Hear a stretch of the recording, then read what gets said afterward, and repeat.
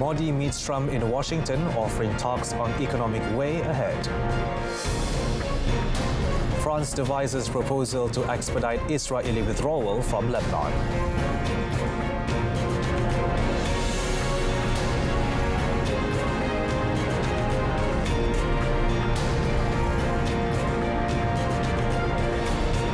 Good afternoon and salam Malaysia Madani. Thanks for tuning in. You're watching World Today with me, Daniel Bahardin. United States President Donald Trump said on Thursday that Indian Prime Minister Narendra Modi had offered to talk about easing tariffs, buying more US oil and gas, and combat aircraft, concessions that may deter a trade war. The two leaders met and hugged each other at the Oval Office on Thursday during Modi's visit to Washington, D.C. Modi said the United States and India have set a target of doubling their bilateral trade to $500 billion by 2030. Trump also said that the US will increase military sales to India starting in 2025 and will eventually provide F-35 fighter jets. Starting this year, we'll be increasing military sales to India by many billions of dollars. We're also paving the way to ultimately provide India with the F-35 stealth fighters. In 2017, my administration revived and reinvigorated the Quad security partnership. In our meeting today, the Prime Minister and I reaffirmed that strong cooperation among the United States, India, Australia, and Japan. And it's crucial, really, to maintaining peace and prosperity, tranquility, even in the Indo-Pacific. The agreements came as the two leaders huddle for White House talks, hours after Trump unveiled a roadmap of reciprocal tariffs on every country that puts duties on US imports. And I think that China's a very important... Meanwhile, the visiting Indian Prime Minister met Tesla CEO Elon Musk in Washington, D.C., where they discussed issues including space, mobility, technology and innovation. India's Foreign Ministry said in a statement that their discussions also touch on opportunities to deepen cooperation in emerging technologies, entrepreneurship and good governance. Modi was slated to meet Musk during his trip this week to the United States, and his Starlink's entry in the South Asian market could come up for discussion in the meeting. Starlink has long wanted to launch in India and has in recent months clashed with billionaire Mukesh Ambani's company over how the country should grant spectrum for satellite services. India's government has sided with Musk that spectrum should be assigned and not auctioned, but Starlink's license application is still under review. Modi is unlikely to meet other business CEOs during the trip. French Foreign Minister Jean-Noël Barrot said on Thursday that France has put together a proposal for United Nations peacekeepers, including French troops, to replace Israeli forces at key points to ensure those forces leave Lebanon by February 18th deadline. Israel's public broadcaster said on Wednesday the US had authorized a long-term Israeli troop presence in southern Lebanon. Under a truce deal brokered by Washington in November, Israeli troops were granted 60 days to withdraw from southern Lebanon, where they had waged a ground offensive against fighters from Lebanon's armed group Hezbollah since early October. Hezbollah combatants were to leave the zone and Lebanese troops were to deploy in the area within the same period. He said that the proposal would see UNIFIL peacekeepers, including French forces, substituting Israeli forces at observation points, and that the United Nations back the idea. Barrot said it is now up to France to convince the Israelis that this solution is likely to allow a complete and final withdrawal. The initial deadline has already been extended from 26 January until 18 February.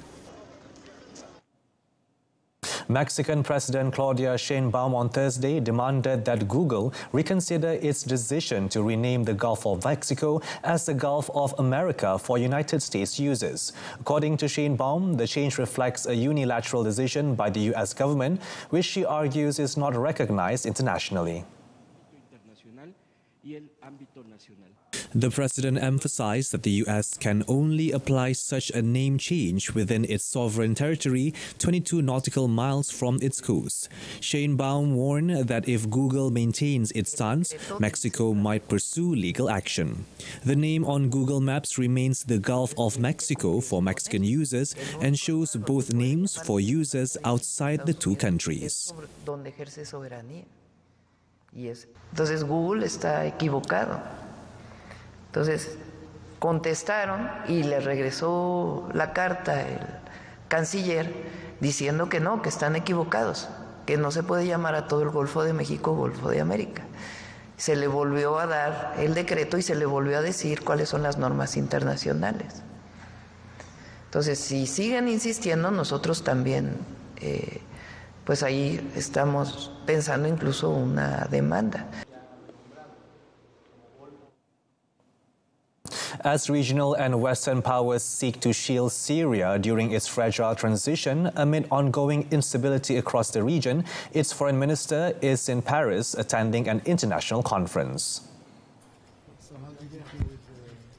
Assad Hassan al-Shibani is leading a delegation for a first trip to the European Union since the overthrow of Bashar al-Assad and days after President Emmanuel Macron invited Syria's UN-sanctioned president Ahmad al-Shara to France.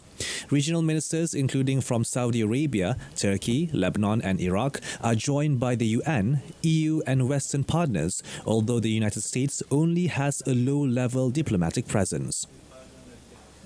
The meeting aims to coordinate efforts to bring a peaceful transition, ensuring the country's sovereignty and security, mobilize Syria's main neighbors and partners to coordinate aid and economic support, the French Foreign Ministry said. It will also discuss transitional justice and the fight against impunity. Ahead of the meeting, main international donors took stock of the humanitarian situation, notably in northeastern Syria, where the impact of US aid cuts has had a terrifying impact, according to a European official. Pakistan and Turkey signed multiple agreements to enhance bilateral cooperation in various fields on Thursday in Islamabad. Top officials from both countries exchanged the signed documents of several memoranda of understanding, protocols and cooperation agreements in various fields during a ceremony attended by Pakistani Prime Minister Mohammad Shehbaz Sharif and Turkey's President Recep Tayyip Erdogan. Sharif and Erdogan also signed the joint declaration of 7th meeting of High-Level Strategic Cooperation Council to deepen the strategic partnership between the two countries. Pakistan and Turkey agreed to strengthen bilateral cooperation in multiple fields, including defense, economy, science, education and health, besides reiterating the efforts to achieve the goal of $5 billion in bilateral trade volume. Sharif vowed to work to convert these moves into action in a joint press conference. Erdogan said a total of 24 agreements and moves in the fields of trade, water resources, agriculture, energy, culture, family and social services, along with science, banking, education, defense and health were signed. Later, Sharif and Erdogan addressed a Pakistan-Turkey Business and Investment Forum in Islamabad. His Excellency to welcome Robert F. Kennedy Jr., a vaccine critic who has pledged to tackle chronic disease, was confirmed by the U.S. Senate as Health Secretary on Thursday and sworn into office during an Oval Office ceremony. As Kennedy was sworn into the post, U.S. President Donald Trump signed an executive order to establish a commission to make America healthy again that would investigate chronic illness and deliver an action plan to fight childhood diseases. The U.S. Senate earlier on Thursday voted to confirm Kennedy 52-48 with Senator Mitch McConnell of Kentucky, the lone Republican, joining all 47 Democrats to vote against Kennedy, who had made pledges to protect existing vaccination programs in a bid to secure votes of hesitant lawmakers. Kennedy will now oversee multiple high-profile agencies, including the FDA and Centers for Disease Control and Prevention. Kennedy said 71, is an environmental lawyer who has long sown doubts about the safety and efficacy of vaccines that have helped curb disease and prevented millions of deaths for decades. He will now run an HHS department that directs more than $3 trillion in healthcare spending. Also under HHS purview are the Medicare and Medicaid programs that provide health insurance for over 140 million Americans and the National Institutes of Health.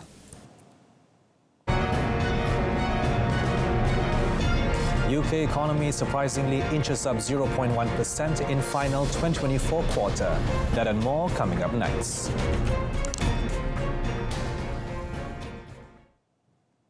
Britain's economy unexpectedly grew by 0.1% in the final quarter of last year, based on official figures on Thursday, offering some respite from a downbeat economic picture facing Finance Minister Rachel Reeves. Economists had forecast that British gross domestic product would shrink by 0.1% in the period, but the quarter was lifted by stronger than expected growth of 0.4% in December. Across 2024 as a whole, total GDP grew by 0.9% after 0.4% growth in 2023. The pound sterling strengthened by as much as 1/3% against the US dollar after the data. The Office for National Statistics said December's growth reflected a robust performance by Britain's large services sector, with wholesalers, film distributors, pubs and bars doing well, as did machinery manufacturers and pharmaceuticals companies. However, the figures showed growth also relied on government spending and a likely temporary build-up in companies' inventories, while business investment dropped by a hefty 3.2% on the quarter and household spending was flat. The fall in business investment was driven by transport equipment, a volatile component which had been strong in the third quarter. A China-funded steel plant in Bolivia, first plant half a century ago, is set to start production this month, with enough output to cover half the country's needs. The $546 million Mutun plant was largely funded by the Export-Import Bank of China and will be operated by China's Sino-Steel Engineering and Technology for its first year. The plant in eastern Bolivia near the Brazilian border is expected to initially produce 200,000 metric tons of steel a year, principally rebar and wire mesh, worth $260 million. Bolivia typically imports steel from Peru and Brazil. The project was delayed numerous times since it was first proposed about 50 years ago. President Luis Arce's government has been battling to revive the Andean country's economy amid a slump in gas exports that has drained the central bank's foreign currency reserves and put pressure on the local currency. The Mutun plant will process 66,000 tons of raw materials a month using iron ore from Cerro Mutun, a deposit that Bolivian officials says holds one of the world's biggest iron ore reserves with 40 billion tons. Bolivian officials will look at the possibility of constructing a second plant once domestic needs are met. 3 senior Justice Department officials, including Manhattan's top federal prosecutor, resigned on Thursday rather than comply with an order to dismiss corruption charges against New York City's mayor. The departures mark a sign of resistance from career Justice Department officials to President Donald Trump's efforts to overhaul the agency. Manhattan U.S. Attorney Daniel Sasson, the Trump administration's recent pick to temporarily lead the office prosecuting New York Mayor Eric Adams, resigned her post on Thursday. According to the Deputy Attorney General, Emil Bove, had ordered Sasson to dismiss the case on Monday. Adams, a Democrat, has recently forged ties with Trump, a Republican. In his Thursday memo, Bove wrote that Sasson had refused to comply with what he called his office office, finding that the case against Adams amounted to weaponization of the justice system. He also said his office would take over the Adams case and move to dismiss it. After Sasson refused to comply with the directive to dismiss the case, the Trump administration directed John Keller, the acting head of the Justice Department's Public Corruption Unit, to do so. According to Justice Department official, Keller also followed Sasson's footsteps. Since Trump began his second term in the White House on 20th January, the new administration fired more than a dozen prosecutors who pursued criminal charges against Trump in 2 cases brought in 2023. They also terminated some FBI officials and prosecutors who pursued cases against Trump supporters who stormed the U.S. Capitol on 6 January 2021. Justice has directed. At least 20 people were injured when a car drove into a crowd in Munich on Thursday as the southern German city prepares for a top-level security conference due to be attended by United States Vice President J.D. Vance and Ukrainian President Volodymyr Zelensky.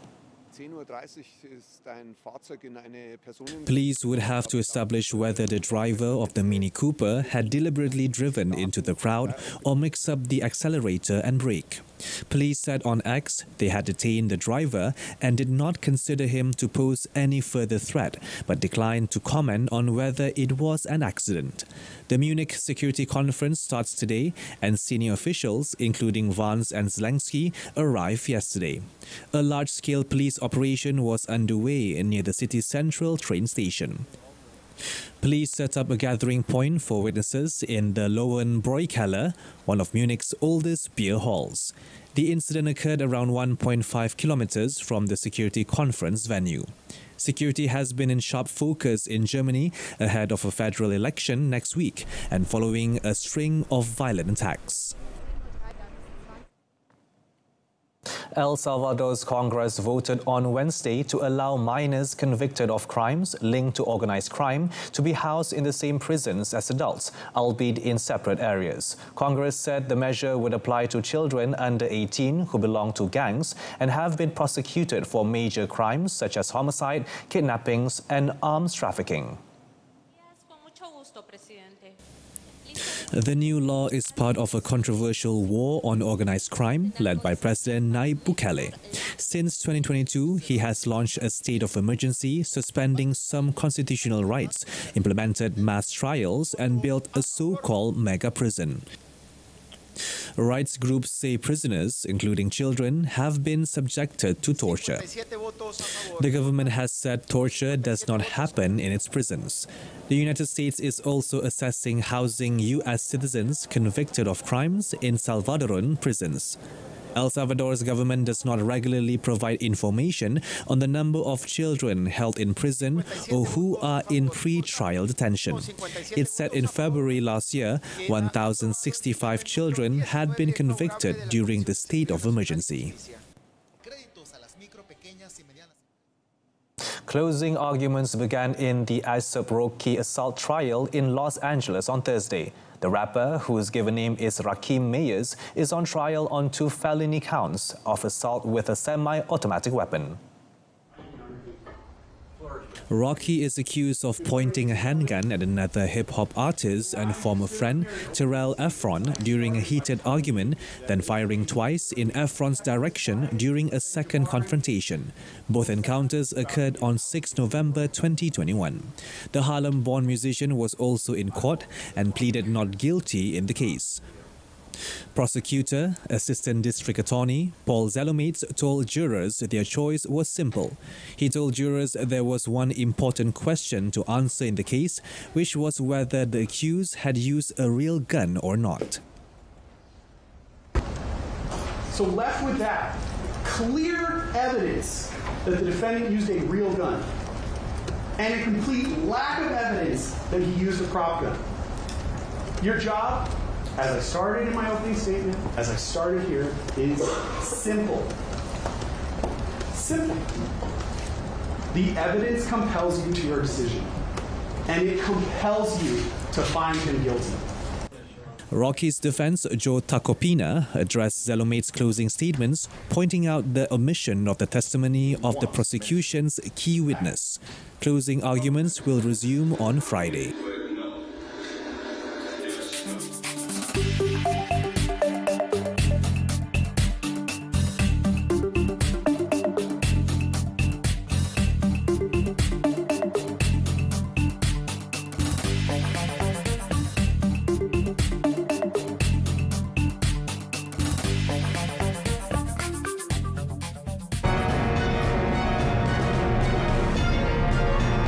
Still to come in sports, unprecedented BMTC early exit as Malaysia crash out of group stage.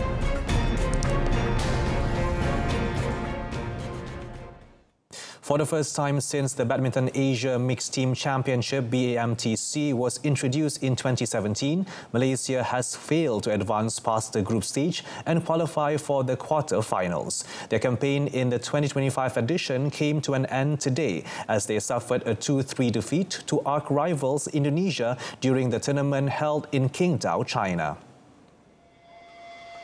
Malaysia fell behind early when season mixed doubles pair Goh Soon Huat, Chevron Lai Jamie squandered a first game win of 21-17, eventually losing 13-21, 18-21 to Dejan Fernandisha, Siti Fadia Silva Ramadanti. Indonesia then extended their lead as women's singles shuttler Komang Ayu Cahaya Dewi triumphed over K. Lechana 21-12, 21-19. National men's singles player and world number 28, Leong Jun Hao, offered a brief moment of hope for Malaysia as he bounced back from a game down to see off world number 63, Yohannes Sod Marcelino, 11-21, 22-20, 21-12. However, the national women's doubles pair of Goh Pei Ki, Teo Mei Jing failed to keep Malaysia's hopes alive as they succumbed 21-18, 7-21, 17-21 to Melissa Trias Puspitasari, Rachel Alicia Rose. Indonesia Masters 2025 men's doubles champions Man Wei Chong, T Kai Woon prevented a heavier defeat for Malaysia, edging past world number 16 duo Muhammad Shohibul Fikri, Daniel Martin 25-27, 21-17, 23-21 in the final game. Malaysia finished at the bottom of Group B without a single victory. In football, Al Nassr played almost an entire half with a player short as they held on for a 3-2 Saudi Pro League win at Al Ahli with John Duran netting a brace on Thursday in Jeddah. Al Nassr climbed the third in the league standings on 44 points, 3 behind second place Al Hilal and 5 behind leaders Al Ittihad, who both have a game in hand. Colombian Duran, a recent big money signing from Aston Villa, opened the scoring in the 32nd minute before the visitors had Mohamed Simakan sent off at the start of the second half. Ivan Toney then brought Al Ahli back on level terms with a header, but just 2 minutes later in the 80th, Ayman Yahya restored Al Nassr's lead. Duran all but sealed the 3 points just before stoppage time, slicing through the defence and finding the back of the net. Sumayan Al Nabid pulled a late goal back, but Al Nassr held out for victory. A goal from the heavens. Former world number 1 Daniil Medvedev reached his first quarter-final of 2025 in Marseille on Thursday as China's Zhang Zhizhen stunned 4th seed Hubert Hurkacz. 8th-ranked Medvedev defeated French qualifier Pierre Hugues Herbert 6-2, 6-4 in a repeat of the 2021 final, which Medvedev also won. He will next play Germany's Jan-Lennart Struff, who saw off French player Hugo Grenier 6-4, 5-7, 6-4 for a place in the semi-finals. Medvedev, playing in Marseille on a wildcard after second round, exits at the Australian Open and in Rotterdam is seeking his first title since Rome in 2023. Meanwhile, Zhang bellied his ranking of 52 to stun Hurkacz 6-4, 6-7, 6-3 in a big hitting battle in which he cracked 37 winners to the pool's 30 during their 2-hour, 8-minute clash. Zhang next faces Belgium's Zizo Bergs, who defeated Portugal's Nuno Borges 6-2, 6-7, 6-2. Elsewhere, three-time defending champion Iga Swiatek overcame Alina Rybakina 6-2, 7-5 to reach the semi-finals of the Qatar Open in Doha on Thursday, while Russia's Ekaterina Alexandrova defeated American 6-seed Jessica Pegula. In what was a repeat of last year's final, second seed Swiatek swept through the opening set, breaking Kazakhstan fifth seed Rybakina's first service game to lead 2-0 and broke again to wrap up the set. Rybakina, who discovered on Wednesday that the WTA had decided to uphold a ban against her former coach Stefano Vukov following an investigation into a potential breach of its code of conduct, recovered to break in the opening game of the second set. Swiatek, playing with real intensity, hit back to level at 4-4, and with Rybakina serving to force a tiebreaker, the Pole made the decisive break. Game and first set, by 6 games to 4. Alexandrova, ranked 26, extended her winning run to 8 matches following her triumph in Linz, Austria at the start of the month.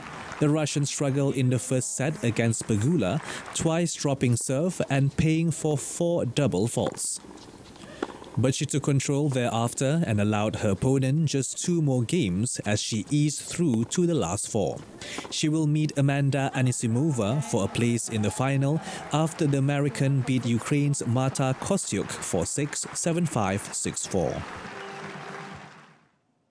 In MotoGP, the final day of pre-season testing at Chang International Circuit in Buriram, Thailand on Thursday saw Ducati Lenovo's 6-time champion Marc Marquez continue his dominant form, setting the fastest time of 1 minute 28.855 seconds as he topped the timesheets for a second day in a row.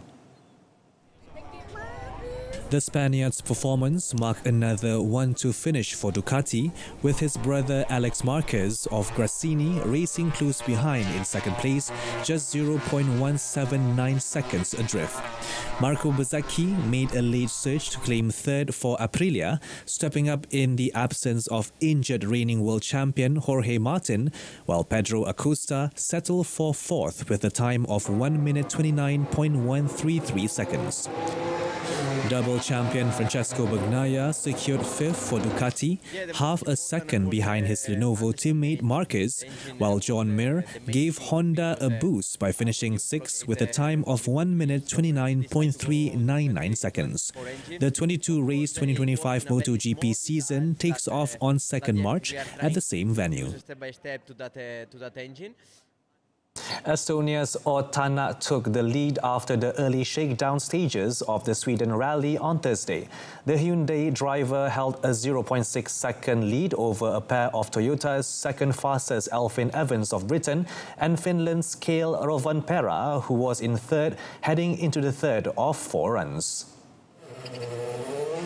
Thierry Neuville and Martin Wiedeck set the fifth fastest time, 3.7 seconds off Evans' time, followed by Takamoto Katsuta Johnston and Sami Pajari. According to Tänak, Hyundai has gone all in to improve its World Rally Championship car as much as possible. Tänak, a 2-time Rally Sweden winner, has already been impressed by the refreshed Hyundai following Thursday's shakedown stage. With Monte Carlo winner Sebastian Ogier contesting only a partial season, teammate Evans, who finished second in last month's curtain raiser, has now become the de facto championship leader. The Welshman will now be tasked with starting opening stage and Friday's 7 stages first on the road. Rovanperä, who will start third on the road, believes Evans has the best road position.